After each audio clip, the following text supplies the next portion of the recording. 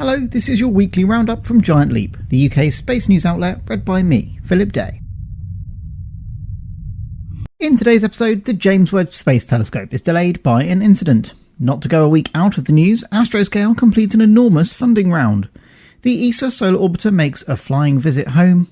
Bletchley-based Pulsar Fusion hotfire their hybrid rocket engine destined for orbit. The UK Spaceflight Safety and Regulatory Council meets for the first time, and Orbex release a rare glimpse inside their manufacturing facilities. Today's Job of the Week comes from Orbex. Find us on patreon.com/giantleap for unique membership perks such as access to our Discord server and early roundup releases. If you'd like to feature your job as Job of the Week, or you simply need to either visit our awesome space merch store or find out more about other formats, head over to giant-leap.space.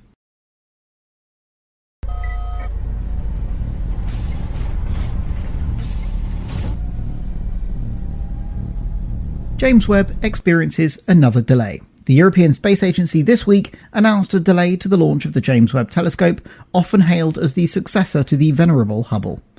The James Webb experienced what the agency is describing as a small incident involving a strap under tension which released suddenly and with force. A vibration was seen to pass through the telescope spacecraft, which has now triggered a full examination of all components in order to check that there has been no damage. When it comes to the groundbreaking discoveries the community is confident this telescope will unlock, we can and should wait to get it right. A classic case of mission before ego allows for this incident to be handled. One question to consider when it comes to judging the impact and reasonableness of this response is, which is most important in your mind? Launch date, research outcome, or budgetary certainty when it comes to space missions? With this investigation underway and a delay still being accurately calculated, the telescope is certain not to launch before the 22nd of December this year, which could make for an exciting Christmas date for your diary. Astroscale raise again, this time in Series F. The company has now raised over $300 million in total as they continue to grow their business, team, assets, and ambition. Last week, we discussed how they're moving even more of their operations into the UK by joining their mission control centre at Harwell with a new spacecraft manufacturing facility too. Now, the company has welcomed UK space venture capital firm Seraphim Space Capital to the ranks of their investors as part of the most recent $109 million Series F round. This investment was led by a Japanese investor known as The Fund. Mobu Okada is founder and CEO of Astroscale. This latest round of funding will dramatically accelerate our ability to make on-orbit servicing routine by 2030. It also shows that investors around the world acknowledge the tremendous potential in this emerging on-orbit servicing market, which will revolutionize the future of space. Mobu isn't wrong. The UK is one of the premier countries at recognising the potential in low Earth orbit. In the recently published National Space Strategy, with a foreword by the Prime Minister indicating that his Global Britain plan will see us take a leading role on the international stage, global Britain becoming galactic Britain, as we work with other nations to pursue exciting missions, he said, concluding with a statement about setting the standards that will ensure space is used responsibly and safely. Timely, considering the recent Russian anti-satellite missile debacle. The Solar Orbiter, an ESA mission with significant UK and NASA involvement, passed close to home. Early last year, we reported on the launch of the Solar Orbiter, which is due to measure space weather close to the Sun, giving more opportunity for experts to analyse the way our star works and provide an early warning for significant space events, such as the large solar flare, which caused some limited disruption and spectacular Northern Lights, Aurora Borealis effects, this autumn. Imperial College London and University College London's Mullard Space Science Laboratory made significant contributions to the spacecraft, which is due to loop around the Earth on a gravity-assist manoeuvre which should help her to find her way deeper in towards the Sun, a very energy-expensive orbit to achieve.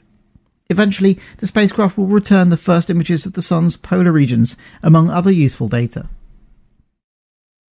Pulsar Fusion debut on the channel with a big impression. Based in Bletchley, England, Pulsar Fusion is a small company with big ambitions and a rapid development capability to match it. Richard Dinnan founded the company back in 2014 as a research business primarily interested in nuclear fusion. Since then, the company has expanded their horizons with a strong focus on space. Pulsar Fusion have been working on nuclear propulsion systems for space applications, a field we all know Rolls-Royce to be now heavily into, as well as the highly efficient electronic satellite thrusters known as HET, or Hall effect thrusters, which have been demonstrated numerous times in space by other manufacturers to date. Now, the company have levelled up their ambitions again. Pulsar Fusion have been developing a hybrid rocket motor, and this week it came out for testing at Cotec, an MOD location near Salisbury. Hybrid in this case doesn't mean that it runs partially from batteries and partially from carbon-based fuel, but rather that it's a hybrid of solid rockets and liquid rockets. In this case, a solid core of combustible material known as HDPE, what black plastic drainage pipes are made from, is moulded into a tube which, once ignited, can burn whilst being fed by a liquid oxidizer. Pulsar have selected nitrous oxide for that job, which they claim produces a non-toxic plume. They're ready for international demonstrations in the hope of securing the continued rapid development of the product.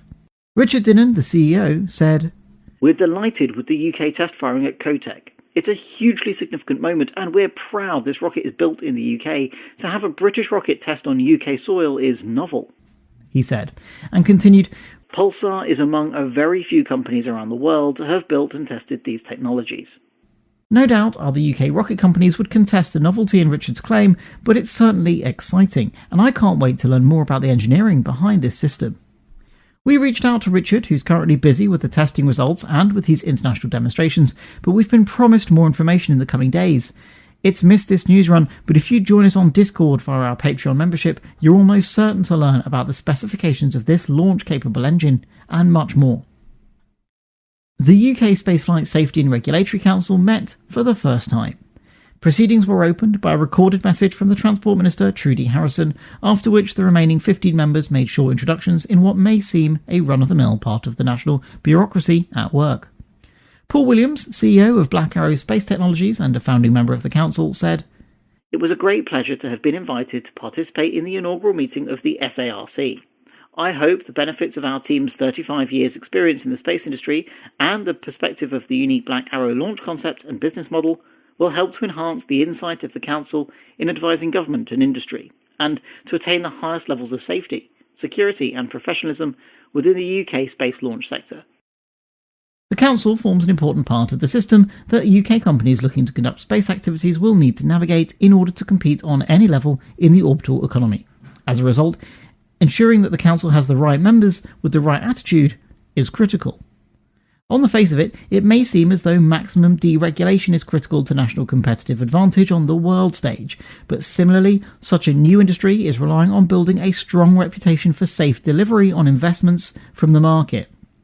Should an unscrupulous operator launch and lose a payload, for example, immeasurable and irreparable damage could be done to the UK space industry. A fine balance must surely be struck, and it's this new body which has been tasked to find it. Trudy Harrison MP, who's been tasked to lead the group, couldn't agree more.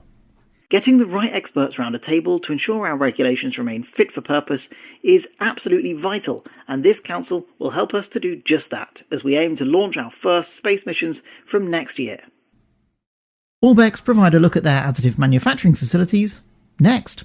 If you're enjoying this roundup but hate how low budget it is, please join Jeff, Adele and Shuffs on supporting our Patreon for as little as £1 a month. Head over right now to patreon.com/giantleap where you'll gain access to Discord, me and more membership perks.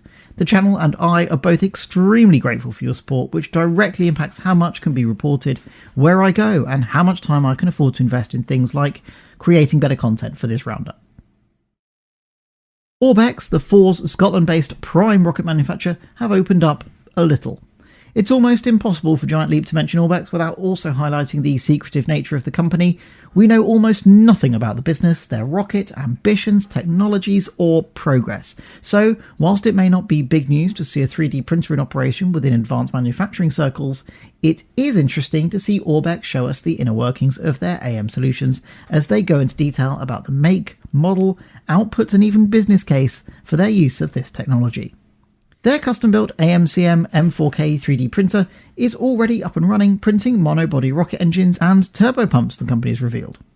Describing what makes their operation so special, the company also revealed that their printer can print tall objects very tall objects. In fact, they now harbour the capability to print on the longest z-axis anywhere in Europe, which removes the classic weak spots generated by joining smaller components together and simplifies the manufacturing process, removing some of the usually heavy reliance on precision welding, which is a dying art in the UK.